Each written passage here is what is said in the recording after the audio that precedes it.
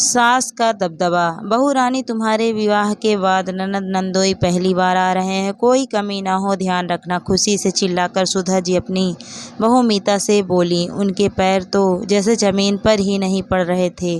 पर अम्मा जी, मेरी भी पहली राखी है। मेरा भाई खास तौर पर छुट्टी लेकर आ रहा है। मेरे विवाह के बाद भी उसे फौरन जाना पड़ा था। प्लीज़ मुझे भी जाने दें, मीता सुधा जी से बोली। सुनते ही तमक कर अम्मा जी ने जवाब दिया, अरे 20 साल से तो राखी बांध रही थी ना, 1 साल नहीं बांधेगी तो भूचाल तो ना आ जाएगा। डाक से भेज देना और अपने भाई को लिख दे, अगली बार आके बंधवा लेगा। और हाँ, भगवान के लिए यहाँ मत बुला लियो, वो आ गया तो तू तो उसी की खिदमत में लगी रहेगी। फिर मेरी बेटी और दामाद को कौन पूछेगा?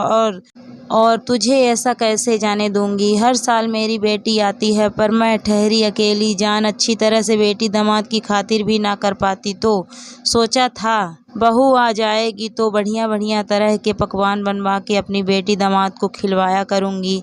मीता के मन में तो आया, कह दे बहू ना हुई, बिना पैसे की कूक हो गई। राखी के दिन पहली ही मीता की ननद नंदोई और उनकी 4 साल की बेटी छुटकी आ गई। कितने अरमान से उसने सोचा था विवाह के बाद पहली बार रमन के साथ भाई को राखी बांधने मायके जाऊंगी। अपना त्योहार सुना जाते देख मीता का दिल अंदर अंदर रोता, पर कभी उसका दुख चेहरे पर दिखाई दे जाता तो अम्मा जी ताना देना न भूलती कि उसे उनकी बेटी दामाद का आना सोहा नहीं रहा था। शनिवार इतवार की छुट्टियां मिलाकर नंदोई जी ने 2 छुट्टियां और ले ली थी। 4 दिन मीता से अम्मा जी ने जी भर कर पकवान बनवाए। बीच में छुटकी कभी मैगी तो कभी चाउमीन की फरमाइश करती तो अम्मा भी फौरन कहती, जा मामी को कह दे बना देगी। मीता सुबह से शाम एक पैर पर खड़ी रहती, इसका किसी को ख्याल ना था। ननद नंदोई भी खूब आवभगत करा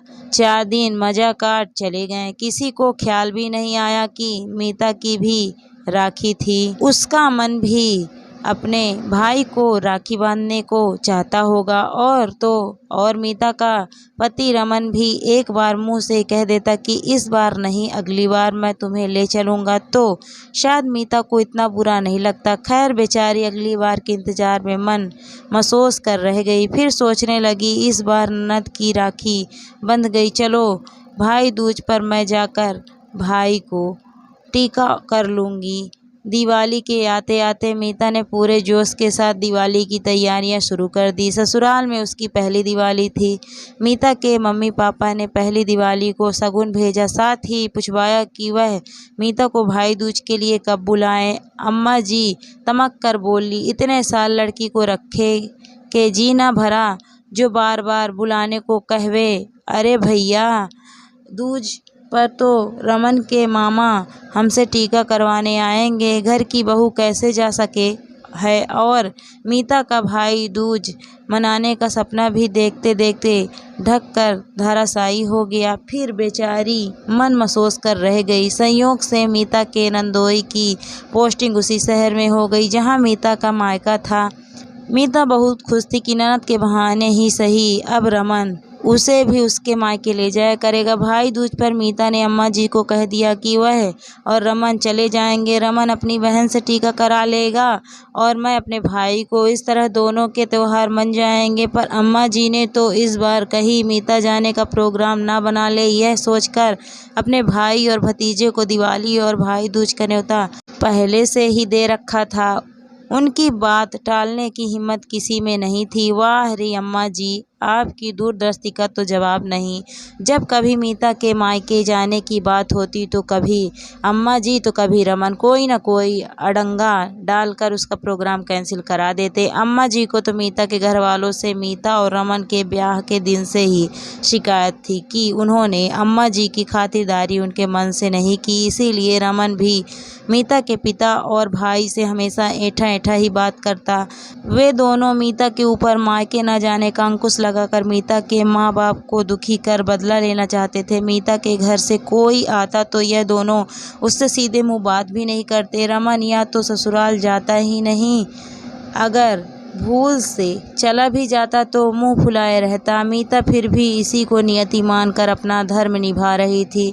उसके बूढ़े माँ बाप दुखी होंगे यह सोचकर चुप रह जाती। ना वह खुद मायके जा पाती, ना ही उसके भाई का आना इन लोगों को सुहाता। हर साल जब उसके राखी भाई दूज भी सूने जाते तो उसके दुखी दिल से मन ही मन आवाज़ आती कि अम्मा जी, भगवान करे आपकी बेटी भी अपने भाई की कलाई पर राखी बांधने को तरसते और रमन आपका माथा भी बहन के टीके के बिना सूना रहे। कुदरत का खेल देखिए। कुछ समय बाद रमन और उसके जीजा में छोटी सी बात को लेकर ऐसी लड़ाई हुई कि रमन के जीजा ने रमन की बहन को राखी और टीका दोनों पर भेजना बंद कर दिया। रमन के जीजा मीता के ऊपर रमन और माँ जी के जुल्म देख चुके थे, पर अम्मा जी के दबदबे और घर में कलेश ना हो उनकी एक ना चलती। और अगर कभी भी वे दबे शब्दों में उन लोगों को समझाने की कोशिश करते या मीता के पक्ष में कुछ बोलने की कोशिश करते तो उन्हें यह कहकर चुप करा दिया जाता कि यह हमारे घर का अंदरूनी मामला है, वो दखल ना दे तो बेहतर है। वर्षों बाद जब मीता रमन को राखी और भाई दूज के दिन उदास देखती तो उसका दिल अंदर से कचोटता। उसे लगता शायद उसी की बद्दुआ लगी जो उसकी ही तरह रमन के भी राखी और भाई दूज सोने हो गए। हालांकि मीता कभी दिल से यह नहीं चाहती थी कि रमन के दोनों त्यौहार ना मने, पर उसका दिल जरूर करता कि जिस तरह रमन और उसकी बहन अपने त्यौहार मनाकर खुश होते, काश एक बार कोई उसके लिए भी सोचता। कभी कभी किसी दुखी दिल से निकली आह शायद भगवान भी सुन लेते हैं। वो कहते हैं ना, भगवान की लाठी में आवाज़ नहीं होती।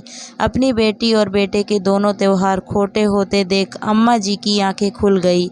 उन्हें समझ आने लगा कि मीता को त्योहार पर रोककर उन्होंने बहुत जुल्म किए थे। रमन को भी बहुत पछतावा हुआ कि जैसे दुख उसे अपने और बहन के त्योहार ना मना पाने का हो रहा था, मीता तो हर बरस इस दुख से गुजरती होगी। उसके मन पर क्या बीतती होगी। दोनों को अपने किए का पछतावा हुआ। अगली बार राखी आने से पहले ही अम्मा जी ने ऐलान कर दिया कि रमन छुट्टी लेकर मीता को उसके भाई को राखी बंधवाने उसके मायके ले जाएगा। दोस्तों, यह कहानी एक सच्ची घटना पर आधारित है।